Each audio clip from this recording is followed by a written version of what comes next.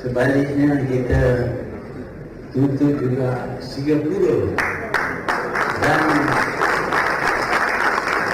pulau-pulau Rio dikembalikan kepada Malaysia sebagai tanah Melayu.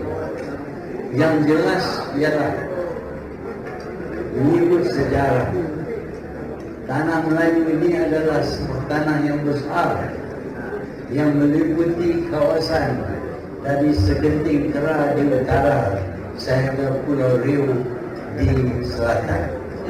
Sekarang ini sangat terasa sekali bahwa ancaman terhadap kedaulatan bangsa dan negara kita sudah berkembang multidimensi, tidak lagi ancaman fisik, namun juga ancaman non-fisik, mulai dari ancaman ideologi, politik, ekonomi, sampai sosial budaya. Saya ingin menegaskan lagi bahwa pemerintah bersama-sama dengan rakyat tidak akan tinggal diam terhadap upaya-upaya sistematis untuk mengancam kedaulatan negara kesatuan Republik Indonesia.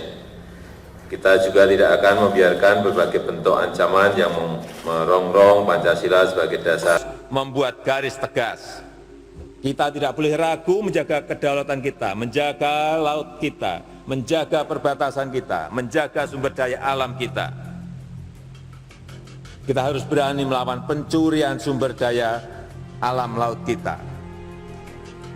Kita harus berani menenggelamkan kapal ilegal untuk melindungi nelayan kita. Kita harus berani menjaga setiap jenggal bumi pertiwi untuk kemakmuran rakyat kita.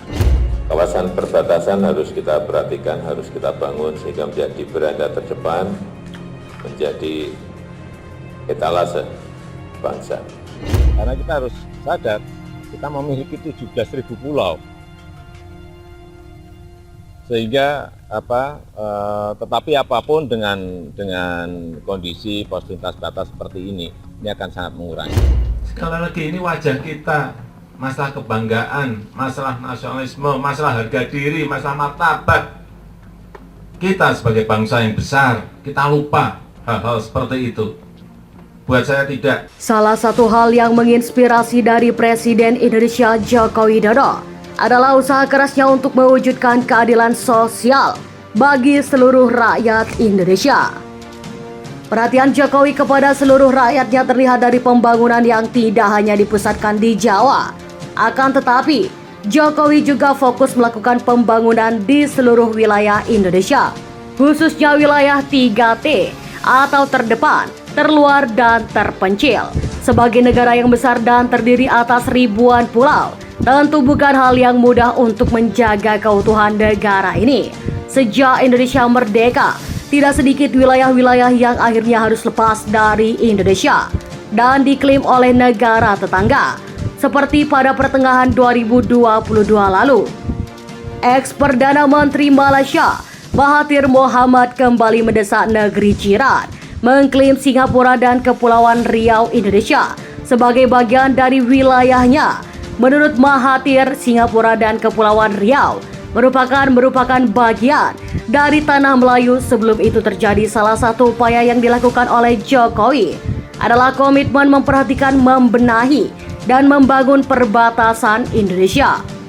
Di saat banyak orang berpikir bahwa citra pembangunan negara dilihat dari ibu kota, Jokowi justru membangun pos lintas batas negara atau PLBN selaku tapal batas yang memisahkan Indonesia dengan wilayah negara lain. Yang dilakukan Jokowi juga tidak tanggung-tanggung. PLBM sebagai pintu gerbang NKRI sudah sejak lama dalam kondisi kurang layak, disulap menjadi besar dan megah oleh Jokowi dan jajarannya. Di Kepulauan Riau sendiri, pembangunan PLBN terpadu Sarasan telah selesai sejak 2022 lalu.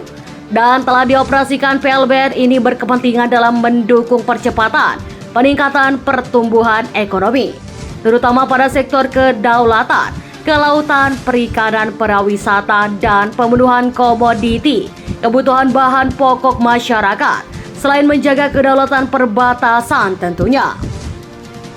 Dengan dibangunnya PLBN, kinerja pengawasan di daerah perbatasan menjadi semakin bisa dimaksimalkan.